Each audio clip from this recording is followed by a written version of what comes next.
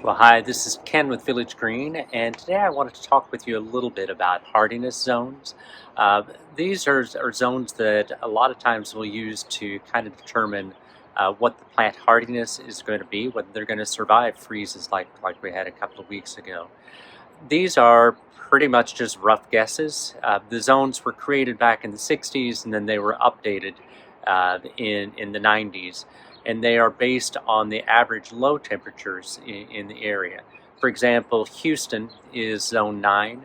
And in that area, the average low is 30 degrees to maybe 20 degrees. We are in zone 8A, and for us, our average is 20 degrees to 10 degrees. The freeze that we had was to 0 degrees. So what that tells you, if you look at this zone map, is that's more equivalent to temperatures that you would ordinarily get up there in Kansas.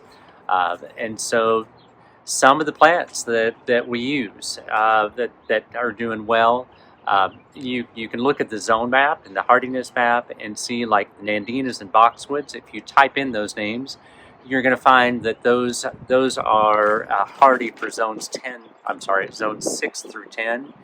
And some of the plants that we look like we've lost, like rosemary and Indian hawthorn, those are hardy in zones 8 through 10, which normally would be okay. But as I said, these hardiness maps, these are designed for averages, and one thing that we've learned about Texas is it's kind of hard to find an average year. The fringe flowers also, which we've lost, that's why it's not an exact science. If you look those up, they should be good through zone 7, and you would have thought that maybe we would just lose some leaves on them, but it looks like we've just completely lost those. So it's a little bit of a guess, but it is helpful to, as we're choosing plants, to look at those hardiness zones and see, does this at least look like they might be a good idea.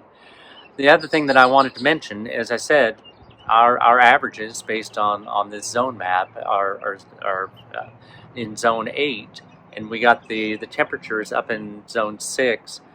I call that kind of biblical weather, where the temperature just drops and we get these just weird conditions. And what I have seen is when we have those really strange, just freak conditions, at some point, some insect or disease decides that it really likes that kind of weather. And I'm not going to be surprised if we see an outcrop of something.